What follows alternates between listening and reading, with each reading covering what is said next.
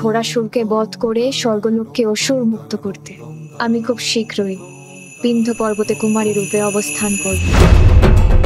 প্রজাপতি ব্রহ্মার প্রতি শ্রদ্ধাশীল হলেও আমি স্বর্গ অধিকার করি।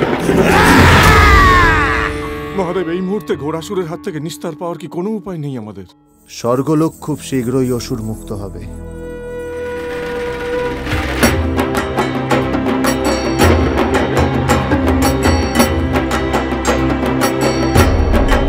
আমার মৎস্যতা শিকার করা ছাড়া তোর কাছে আর কোনো পথ নেই।